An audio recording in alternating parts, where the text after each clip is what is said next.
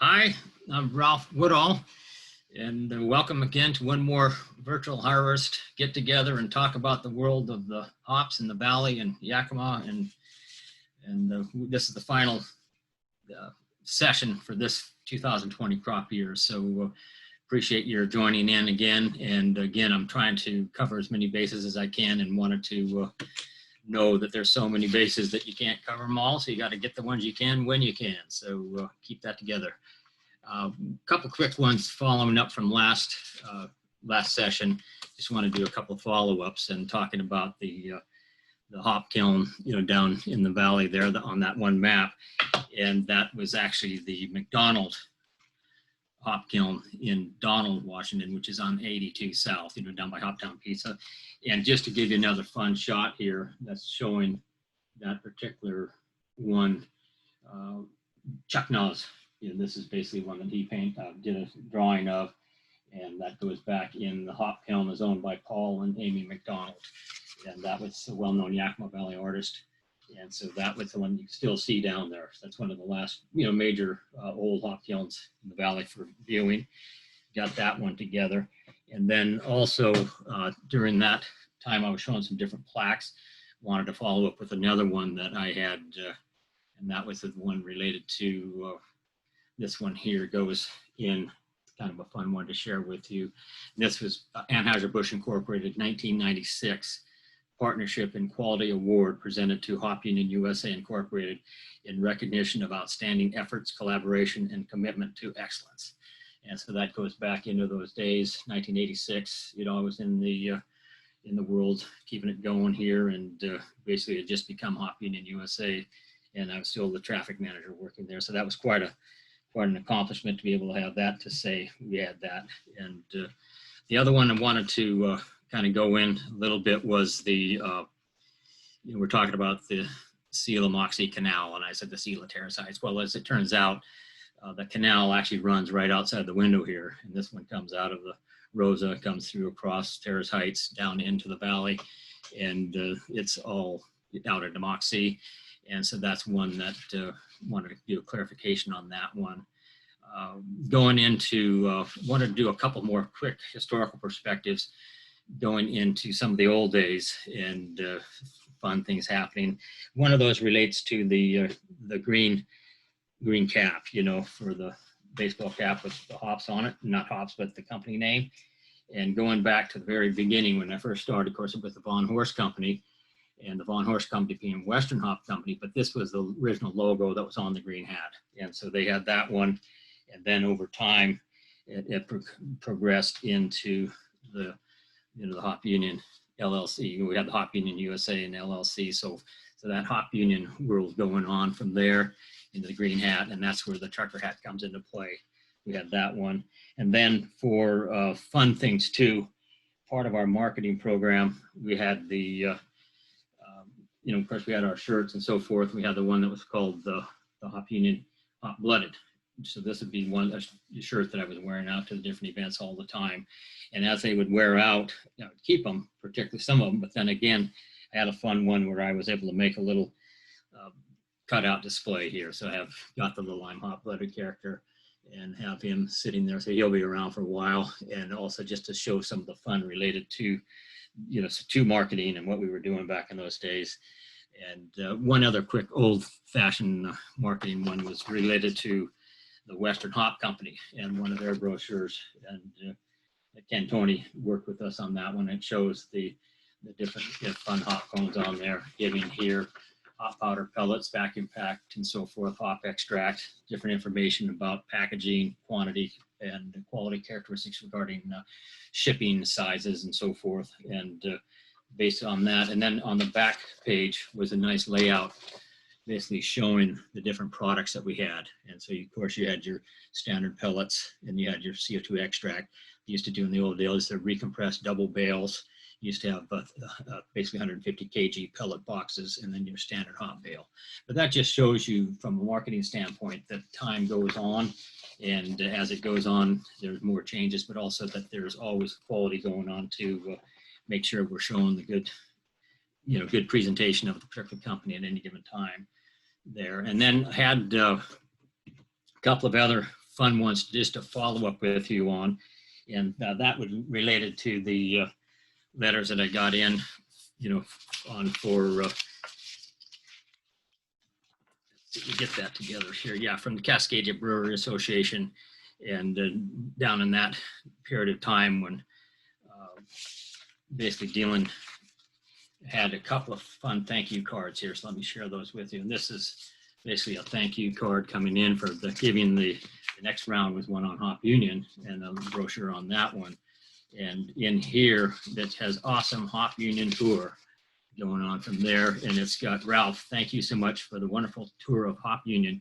Your personal attention, kindness, and informative insight made for a wonderful day. Andrea and I cannot thank you enough for your hospitality. Al Elkins. Got that one there. And then the other one that he had sent back, of course, we had a nice little letter requesting me to review the document, review the wording and so forth, make sure that the articles were going to be correct. And then another one that came in and the hop going on the back. And on that one, it's got a picture of me on the inside there sitting at my desk at the time. It says, "Dear Ralph, thank you for the wonderful tour in June. Andrea and I thoroughly enjoyed your hospitality and the time spent with us. You have been so helpful and patient, always responding and giving insight and positive feedback. It appears you have been paying it forward for quite some time. Please let us know when you are in the Portland area. We'd like to reciprocate your kindness. Have a wonderful day, Al." Get that one going. And so then what they did was they wrote another special issue on Hop Union. This is back in about 2012. And I basically supplied them a whole bunch of fun photographs of the world here. And then they went ahead and made it into a brochure for the Cascadia Brewers Association members to have. And it's kind of a fun rundown, showing Hop Union, shows the points of reference in the history of the company, going back through and then merging with, getting the company merger. Then in 2001, Ralph Olson and 6 hop brewers purchasing it, becoming Hop Union CBS, and then ends in 2006. CBS is incorporated with Yakima Chief and renamed into Hop Union LLC. So, and that goes into showing about our marketing, farm to marketing, processing. Don Bryant at that time was the CEO. Gary McGrath was the VP of sales. It goes into shipping, warehousing, and all the different things happening there. And then goes into the aroma room, the tap room, the pilot brewery, hop gear, and the boneyard. And so the fun part about that is basically, again, showing people, some of the fun that we have going on here, the different things that go in. And then from there, listing out the growers at 3D Farms, Annan Brothers, BT Loftus, Berlots, CNC Hop Farms, Carpenter Ranches, Peralt Farms, Sodbuster, Van Horn, and Gasling Ranches at that point.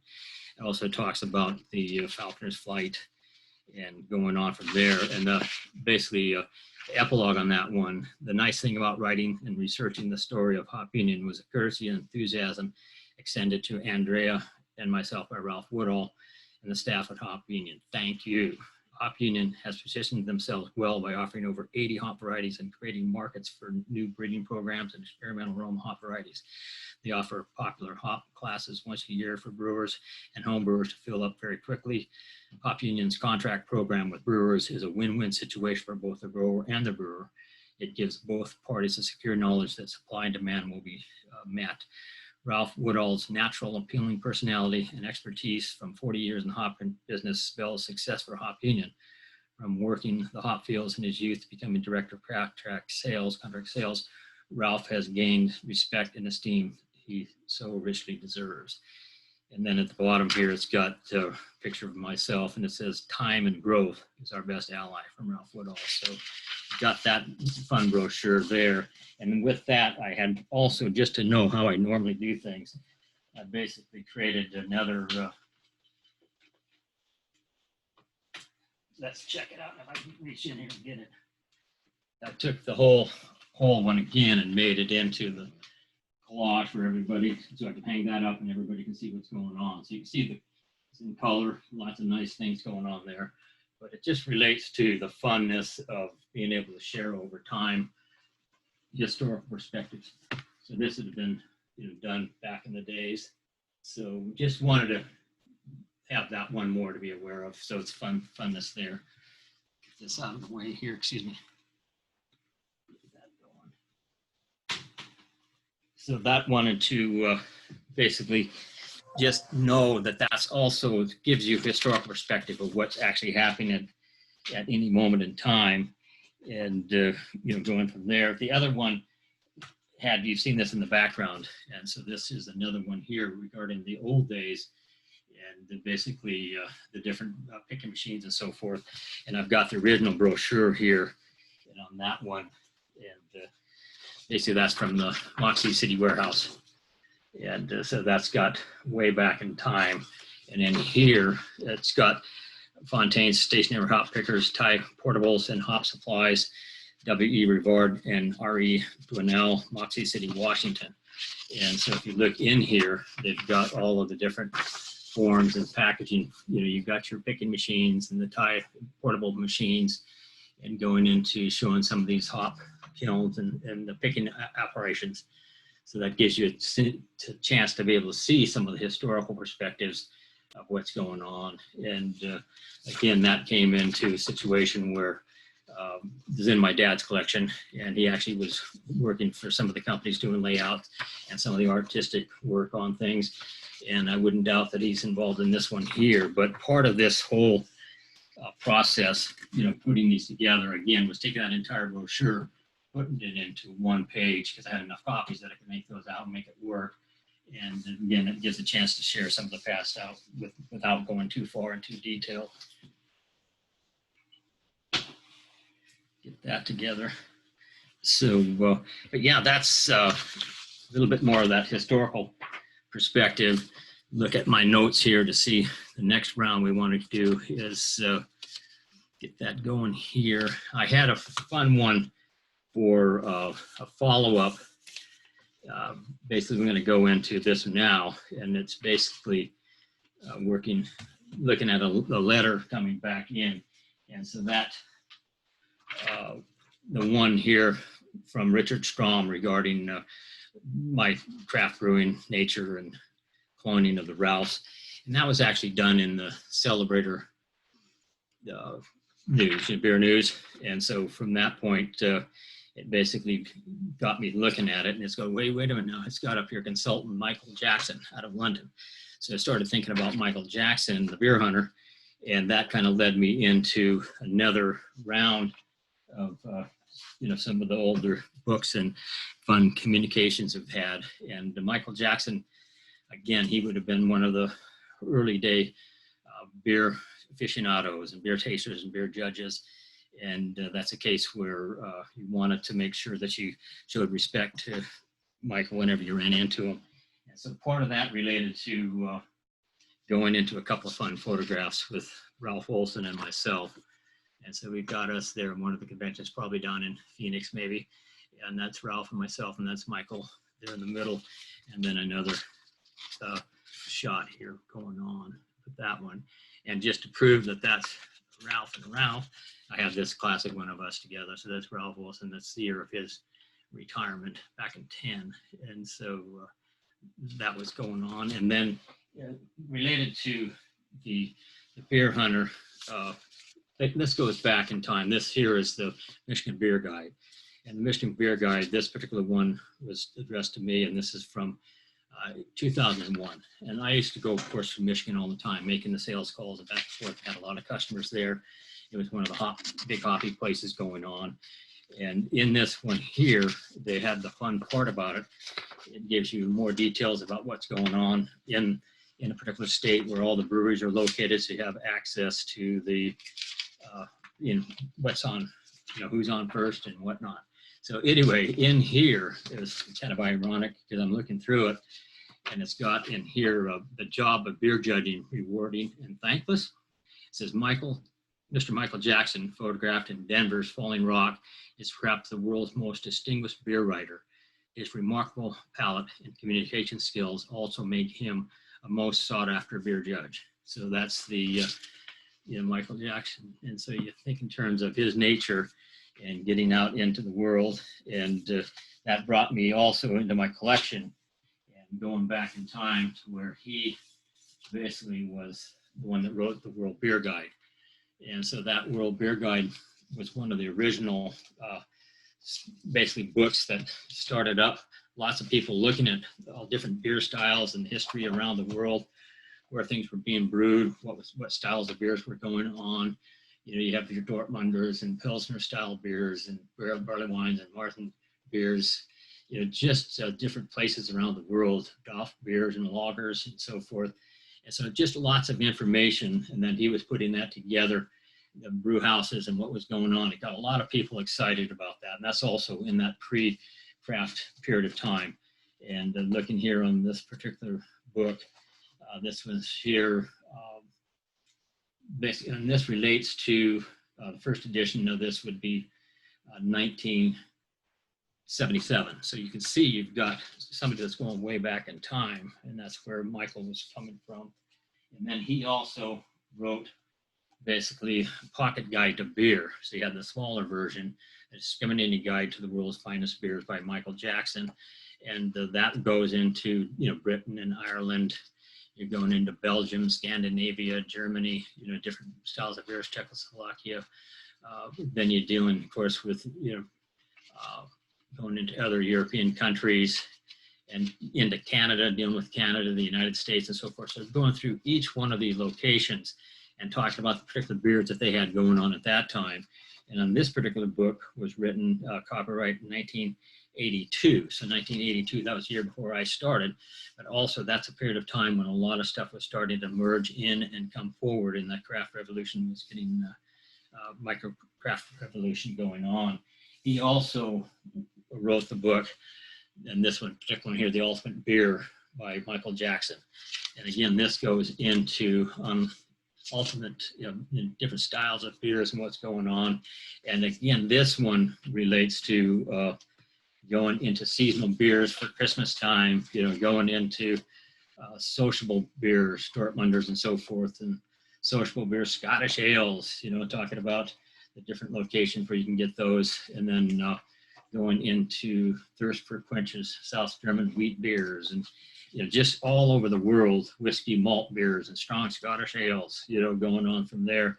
And then IPAs and Magic Hat, Pine Faith, and Park Slope India Pale Ales, Grant's India Pale Ale, because that's from Yakima, regional Northwest to Pacific Northwest USA, India Pale Ale, alcohol 3.2, and ideal serving temperatures 50 to 55.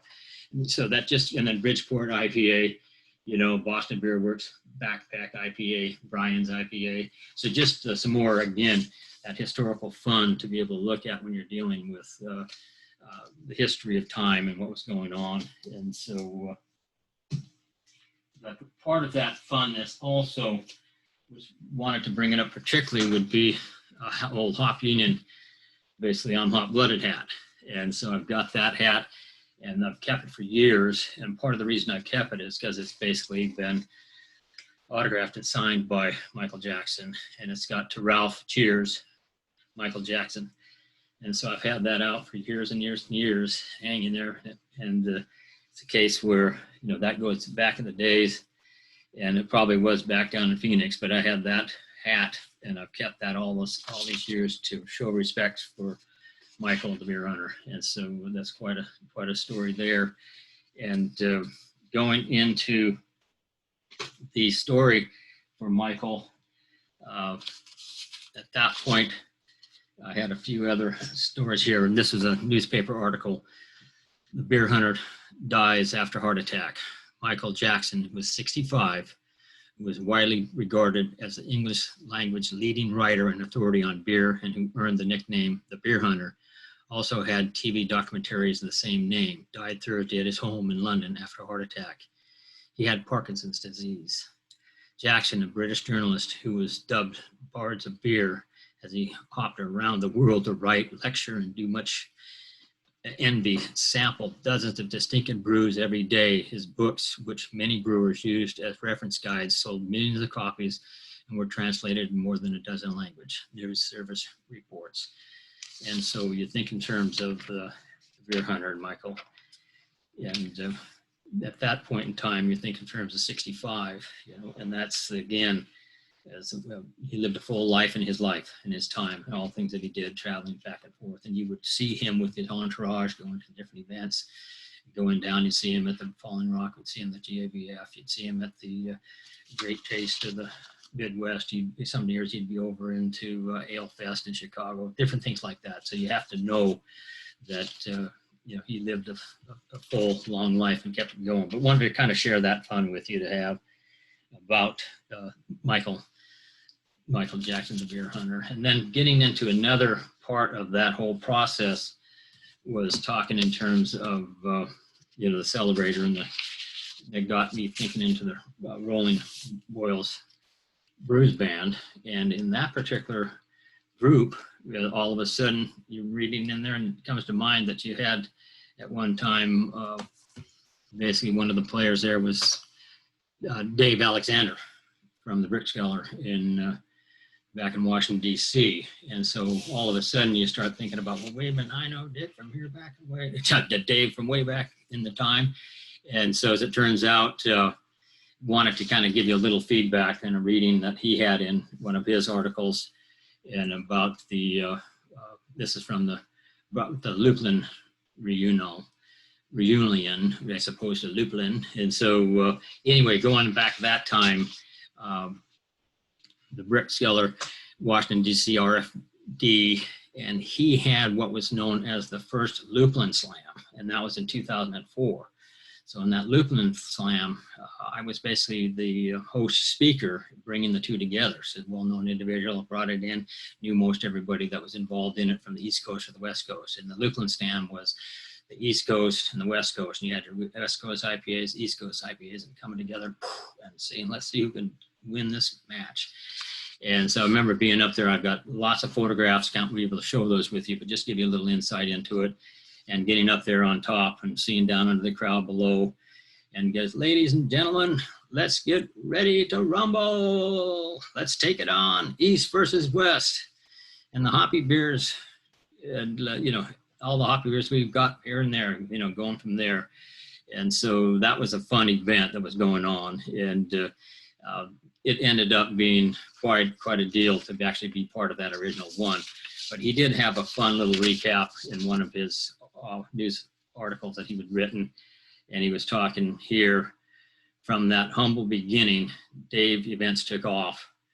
In addition to the legendary beer hunter Michael Jackson, Dave has had a who's who of famous brew speakers in the event, including Sal Calagione, Tommy Arthur, Vinny Salurzo, Tom Nichols, Jeff Bagby, Adam Avery, Ralph Woodall, and George Detzcock there.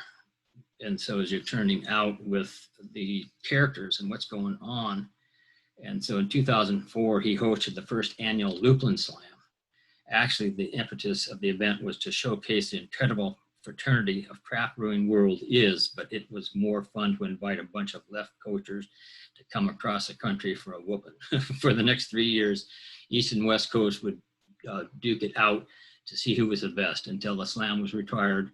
And then they became the Lupulin Reunion, a change from the concept of Love Fest. It was called that, he didn't want that competition going back and forth. So basically on that, it looks, just keep in mind that Dave being there and knowing him over those years and the different individuals, and also being mentioned as one of his characters that's been involved in his world. So Dave and his wife, Diane Alexander, basically in 2015, they received the Brewers Association Recognition Award. And so that recognition award, Ralph Olson and myself won back in 2000. And so now for, here this many years later, to be Dave to be getting in on that. And also from that point, we're looking at knowing that it's all people working together and all the souls that there are. So that was a good one to be able to share with you too. And got a little side note here, so we'll get that one together through there. And then a couple of other fun ones to keep it going. Wanted to go back in a little bit more historical perspective for on the Hop Union side. Remember I talked about the fact that we had the Microglobe before we ended up with Craft Brewers Quarterly. Found an old issue of the Microglobe, and this one here is from November of 1999. And so that one would be our section to be the Hop Union Globe for craft brewers. And that's where we talk about the Alpha King Challenge in here. And also fall winter hop specials, you know, Sterlings and Horizons, new price list is available. Basically goes into what's happening on the web with Hop Union, anything's changed about your companies, update our database, fall crop report happening, installing a new processing line in a pellet plant, Great American Beer Festival, you know, this year's winners and so forth. And then goes into the 1999 hop production. And so it talks about the different varieties and the states and so forth, and goes into over to Washington, Idaho. And so what we were doing there is basically, again, providing information to the craft brewers, the smaller brewers, and we call that the micro globe as opposed to the hop globe. And then part of what we were doing then was, I'll set this one over here. We had a lot of our newsletters were coming out back in that time. We were sending out cards. And so this was a fun one here. And this goes into, you know, cheers from Hop Union. That's Ralph, myself, and the sales staff and the financing and so forth. That was the team at that point in time in front of the office. And then from there, basically on the back part shows, you know, Ralph and I in the tap room back there, packaging line people, warehousing people, and then I'm hot-blooded. That was our character at the time, kind of showing the nature of, you know, what we were up to. And part of that hot-blooded fun related to, we also had, remember I said stickers, and this one here is a magnet, but basically it's got making the world a better place, one pint at a time. And you have the hot-blooded character shooting past, you know, and that's the funness of being able to, you know, have marketing. And then this here was in 2000, Here We Grow Again, a picture of Ralph Olson and myself and the bales in the background with Hop Union. And it's ready to take on the competition. And we both have the hop dryers, you know, hop inspecting dryers down in the front. Then on the back, we've got the staff going again here. And again, this would have been Nadia, Joanne, Cindy, Jennifer, Michelle, ready to take your orders at 1-800-DA. And so inside, bigger, stronger, better than ever, you know, showing basically our nitrogen storage tank that we had going in for help protecting the process and pelletizing. 2 new 12,500 foot warehouses that we were able to purchase for getting our expansion going on. More storage room, new ventilation system that we put in for the cold storages, and also lab techniques. Lisa and Vicki Olson show a new office laboratory, basically with basically had the Hop Union products and so forth, and that shows, you know, getting that word out to people. And then we also had the little fun one here. This is basically kind of a fun showing up here, and that's Sing Along with the Voice of Variety, Hop Union, Hoppy Songs for the Land of the Big Alpha. You got Santa Claus there, the hop-leaded guy, and then Making the World a Better Place is on the back. Then if you open that up, it's, and again, you got to remember, this is craft division, craft people, and we're sending out and having fun with them. And you're showing the, you know, the different characters down through the line here and making the Christmas tree. They're all singing Christmas songs related to hop varieties and so forth. And I'm in here, and I've actually got, we've all have the teeth, you know, so we've got the hop-leaded teeth going on there. And mine was, I'll sing it here, it says, Centennial, Centennial, Centennial, Centennial, really is a fine hop. Use them once you know. You won't stop. It's sung to the Carol of the Bells in Centennial. And so that's where, and then this one here is Have Some Hop and Trough for Christmas, sung to the Have a Holly Jolly Christmas. Another one here is Amarillo, Amarillo, Amarillo, Amarillo, sung to Handel's Hallelujah Choir, you know.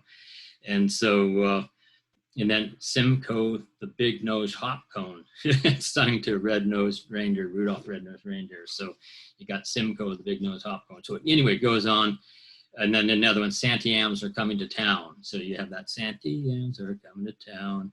And then it's like, goes on. But anyway, just goes on, some fun there. And then we ended up also back at the time, we ended up with, basically this one here is From Our Brewery to Yours, and you got the hop-blooded character and Mrs. Hop. And then that's showing again, this particular one was from the time that we were having difficulties with supply, marketing, pricing, and so forth. And I wanted to read this to you too, just to be able to get a sense of it. And during these difficult times, we just wanted to take a moment and say thank you for the business over the years. The hop industry is going through some very trying times. We're keeping up with the brewery demands of today, with keeping up with it. The true success of Hop Union LLC comes in the friendship that has been built, the working relationships cultivated, and the bonds created with our customers. We hope that everyone has a progressive year, prosperous year, and that undersupply of hops doesn't cause too much difficulty for your operations. The team at Hop Union LLC. So, showing our nature of trying to reach out to people, keeping that spirit hope well alive. And we're in that nature today when we're dealing with the COVID world and all the things that are happening. So just let people know that we're always out there trying to make this thing go forward. So we've got that. Now I wanted to take another, this is going to be a kind of a fun one I wanted to share. And it goes back into a case where back in the days we were doing the hop selections and ended up getting a fun little story that came out of that. And I'm going to get the paperwork over here from that point in time. And so we ended up dealing with hop varieties and hop selections. And we were there, this would be basically harvest of 2012. And we had Richard Norgrove from the Bear Republic in doing hop sampling downstairs in the hop room. And they were looking at the basically Chinook variety and doing the hop rubs. And we're wondering, God save me, do you have anything that could happen, be a little bit more character for us on this one? So I said, well, let me check it out. So I went upstairs, went through our database and looking at the different varieties, what hadn't been shown yet, looking at the alpha betas, HSIs and so forth, and was looking for something that had approximately 28 to 30 bales of hops to be able to show them. And I found a Chinook variety, and I thought to myself, I'm going to give that one a try, So at that point in time, I was going back in through the office and said, hey, I was going to see if I can pull a rabbit out of the hat on this one. And as it worked out, it ended up being a green rabbit with a smile on his face, as in lucky, a green rabbit. And so that particular one basically showing the nature of that fun that you can have. And that was a Chinook crop, and I had the original note that I'd written about that.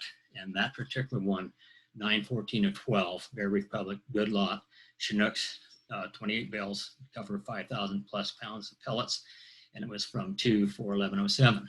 41107, don't forget that number, okay? At 13.08 alpha, 3.45 beta, 0.233 HSI, no leaf, stem, or seed. It's okay to go to show. And so that was a case where from that storyline, I was able to basically start the process of the lucky green rabbit. Here he is coming out of the hat. Got that one together.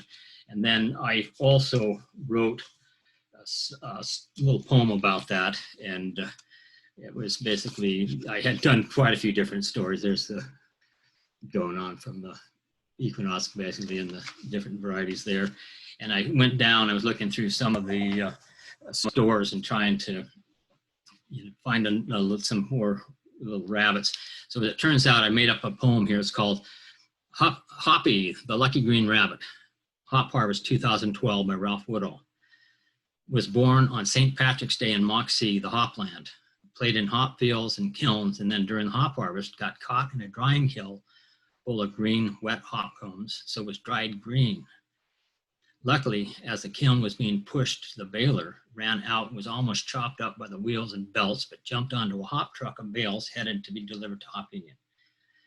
Then upon arrival, jumped off in time to not get run over by the forklifts, ran across the street, in through the ajar office door, up the back stairs, and ended up, as luck would have it, on my desk, panting but safe. Now helps us in time of need, as in, I need a little luck today. And so then you end up with the storyline there. You got the picture of little Hoppy, the lucky green rabbit, in the Irish, leprechaun world, and four-leaf clovers and so forth. And part of what I did at that time was kept looking around to see if I could find some different rabbits. And I was down at one of the local antique stores and found this little rabbit, and I think it's probably from Disneyland or something like that. Took it home, got out the green felt pen, and made it into the little lucky character. So he's been around a while. So anyway, he's also a faith generated little character, and you want to know that if you need any help, just give Lucky a call. So got that one to deal with. So that's kind of a fun story on that. And so that's also showing the nature of don't giving up and looking and digging deeper as you can and trying to make sure to help, you know, the brewers in the selection process, what that's going on. And then I got another little fun one here. This was basically back in the days with the Grateful Death brews, and we were down in there. They had a particular beer, and they had it brewed by Golden City Brewery and Cheshire Cat Brewery, sponsored by Hoppy and White Yeast. Great Western Malting proceeds from the sales support of the Denver Deaf Society, and it's a beer basically called Wooden Oaken Pale Ale. And so kind of a fun one to know that you get that, you know, follow up with somebody and Ken with, you know, the different characters there and trying to keep it together. Had that one. And then on a couple of more fun ones, I'm just kind of rambling a little bit, but just wanted to have a little bit of, you know, keep things going. Get that put there. A couple of them more statements that I had made up over time. And one of them here, to err is human, and some of us are more human than others. And then, the other one I have way back from my early days was, I always say, follow your instincts because you're alive. Follow your instincts and you're bound to survive. Keep the faith, keep it going forward. The other one I had here was hindsight is 20/20 unless you're driving and just hit a tree, and then it really doesn't matter. Keep that one going. And then the other one I had back in those days too is we were on the same page but different books. So that's where you have that dealing with. And it says, I will walk the dog but will not ride him, as in drink a beer but not the keg. And that's also where I had this, was the rock, was that rock on or hop on, and so forth. But this, anyway, those are some of the verbiage and stories that I had from my past to share with you. Going in, I'm going to look around here and see the next round. I think I've gotten to the point now where I can get back into my dad. And part of that relates to his artistic talent and his world of hops and paintings and so forth. And I brought a couple of fun ones to have in. This particular one here in the background, that's again, is a Slavin hop kiln in Terrace Heights, just down from here. If it were still around and the trees were cut, I'd be looking at it.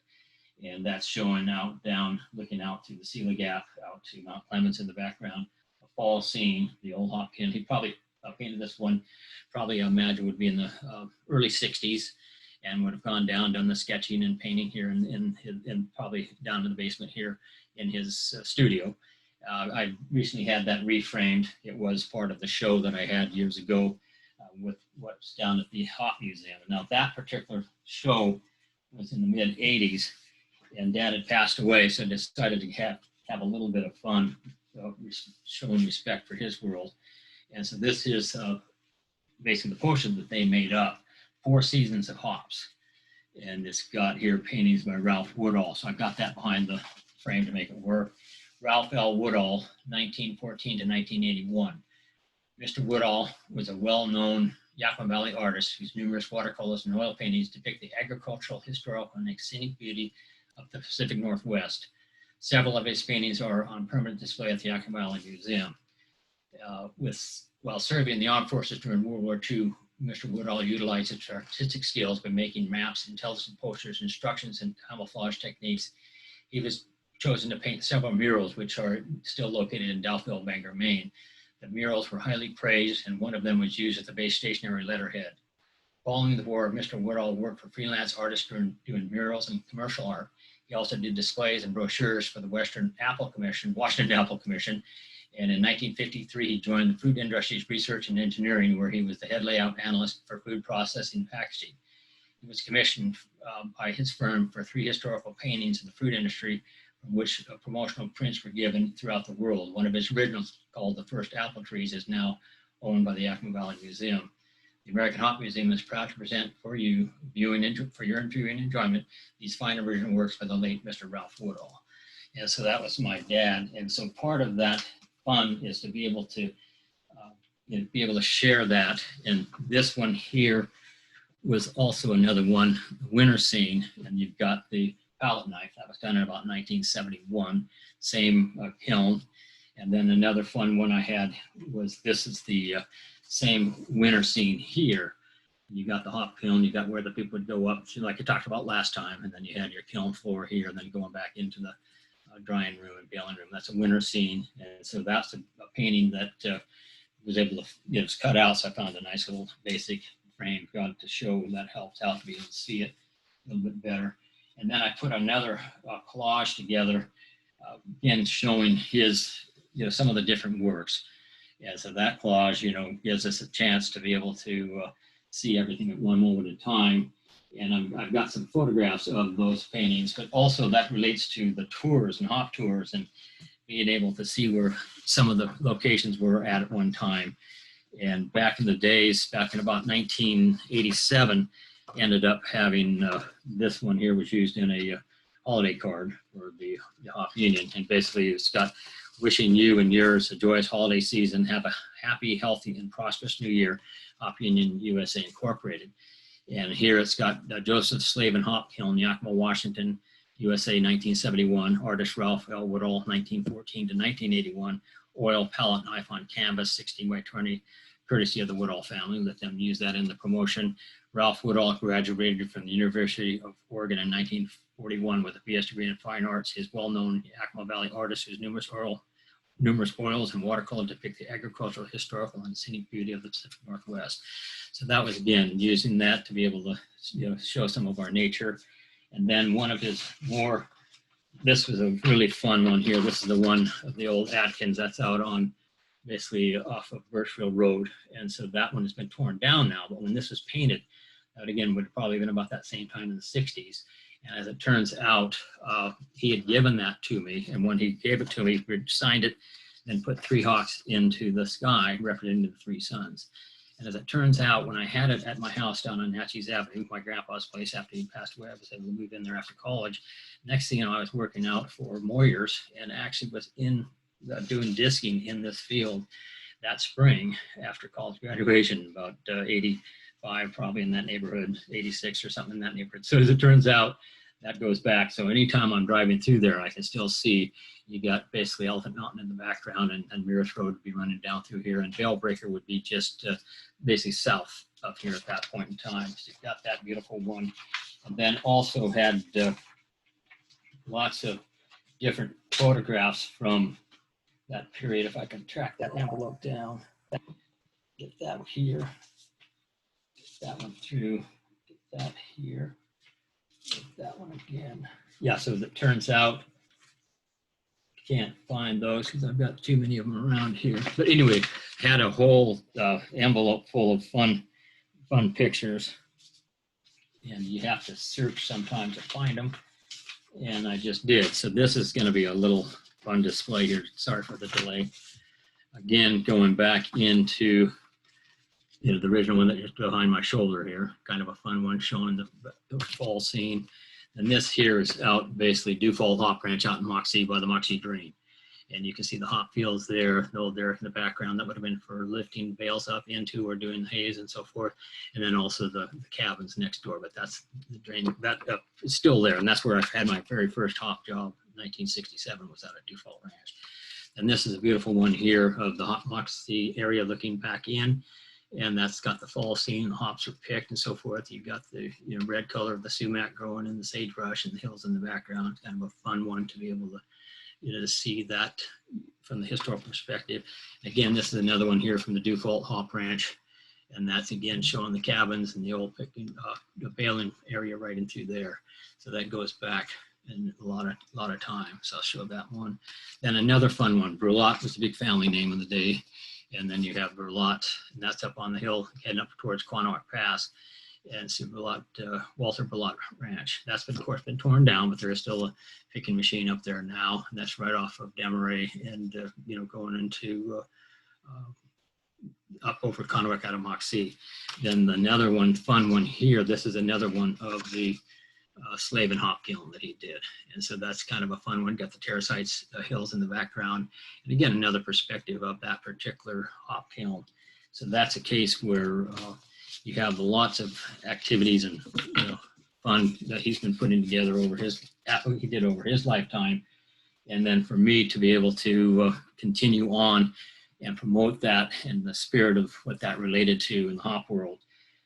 Another part of that relates to my nature in photography.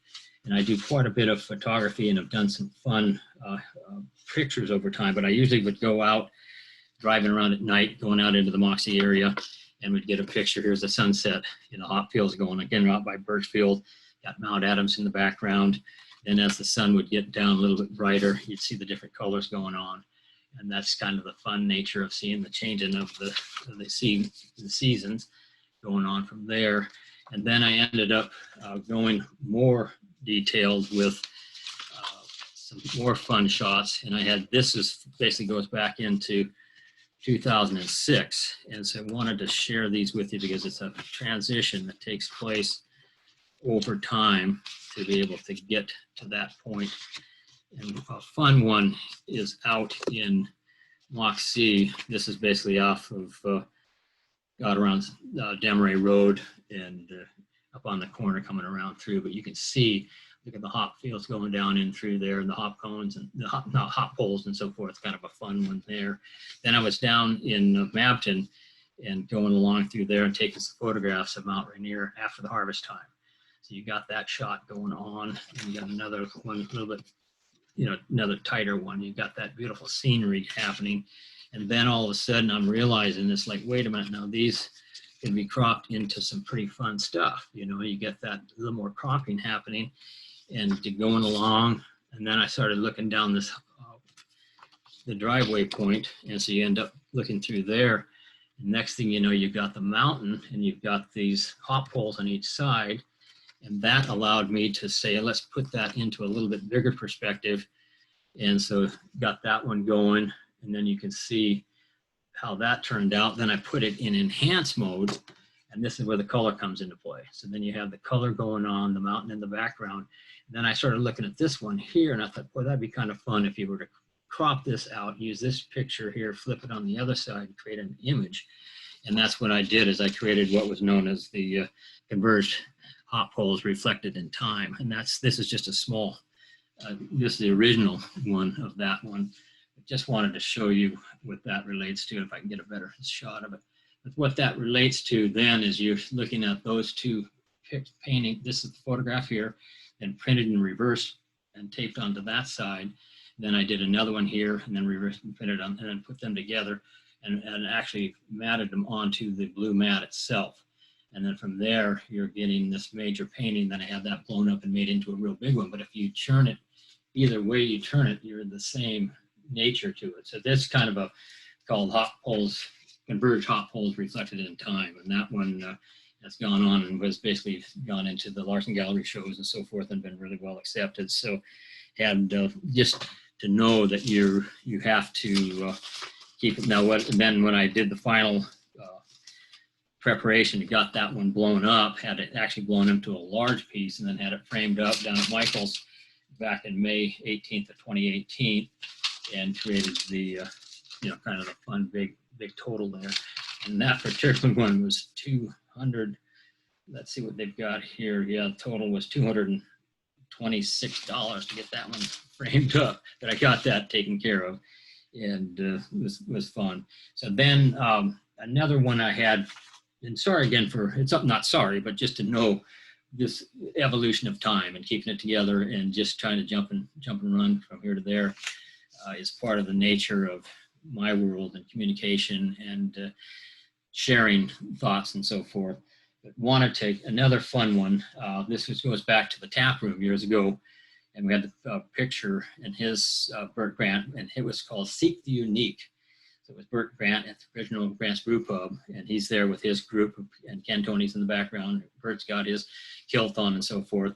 And so in that particular photograph, looking at that one, then if you look down in the middle there, you'll see somebody taking a picture. Well, that's me in the tap room taking a photograph of the Burt Grant picture, and then realizing, whoa, man, I'm in with Burt Grant on that one. So it's kind of a fun one to be able to share with you. And that's what you have to be looking at all the time, is keep your focus. And then also when you're dealing with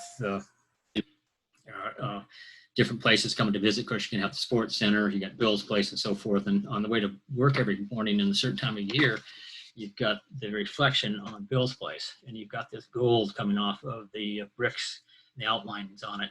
So I'd be there sitting at the parking lot light and taking photographs out of the car, to check it out. But anyway, that's just some of the fun. And then another one that I did was back in the days over at the Washington Summerfest. And that's when I did the one where we're holding the glass up and taking a look, and I had the people holding it up and taking those shots, So you're looking at, hey, who am I? What am I doing? And anybody that knows the history of hop and beer heights would know what I'm talking about, but that's kind of a fun one. And then also going back in time to that story about 15, and that's the Brewers Association. And that's also when Russell Shearer Award, 2015 Brewers Association Award went to Steve Dresser from Sierra Nevada Brewing Company. And I just wanted to recognize Steve in all the years he's been, started the same year I started. And we go way back in time. But this is a kind of a fun shot with Steve at one of the hop and brew schools going on. And as people are telling me now that I've got looking more like Steve all the time, growing the hair out. So I've got that hair starting to come down. But you can see the fun. And this is at one of the hop and brew schools a few years ago. Get together there. And then also back in the days, I was at the Sierra Nevada's grand opening of the new brewery, and we had brought our display down at that point in time because we were using in our display was the brew tank from Sierra Nevada and the hop bales and so forth. And then this shows my nature as being a sophisticated tie and sports jacket and slacks and so forth. So that would be me back in the early days too, going out to a hop event down in Chico, California, get that happening. And then basically down in San Diego at the Craft Brewers Convention down in San Diego, years ago, getting interviewed. That's me talking about something going on in the world, and just a few photographs that I had back in those days. And of course we had the cell phone on the hip going on. And then going into a few other ones I had. This is just kind of a fun one to show, just giving the tours out, and people that are out keeping contact with what's happening. And basically this is showing the hops and the hop harvest time. And so that's a picture there, the guy, that's Rich Van Horn, basically doing on the hop show on that particular one. And then I had another one just to show you the nature of what it was like back in probably about 2007. This is my office here, and you're dealing with hop contracts and so forth. And in this particular one, we were doing them all by hand, and that's me having typed and printed them all out and laying them out in order so that we can keep up with them. And in that particular case, there's about 80 different hop contracts right there, And then here's the Alpha King Challenge hat, and that's the one that Ed Bennett won in 2000, I think it was 7. And then one of my dad's paintings here in the background. And that's a case where you just have to know that those are some wild times. Even had them pile up down on the chairs, working that through. And that basically brought up a fun one here for the Craft Brewers Quarterly. And wanted to look in here, and that's where we had this particular one. Make sure we're in the right year. Yeah, 2007 kind of recaps what it was. And here you've got Ed Bennett of Boundary Bay takes first place in the Alpha King Challenge. Hop Union's Ralph Olson and Ralph Woodall presented to each top 3 brewers to this year's Alpha King Challenge with a small cash prize plus gift certificates for yeast from White Labs and special gift glass from Restel Glassware, Germany. Alpha King winner Ed Bennett of Boundary Bay Brewery with 3 Floyd's Alpha King mascot, photographed by Greg Wiggins. And so you've got, just to know that we're out there supporting the world and keeping it together. And anyway, so we're working out, trying to see what's going on, keeping up with the world. And that's kind of gives me a sense of, where I've been from and what I'm up to. And again, rant and rave. But what we're doing is trying to be, have as much fun as we can, share as much knowledge as we can, and you can't do it all, but we want to make sure to have a good one and take care, and hops to all, and to all a hoppy night. Adios, hasta luego, and see you later.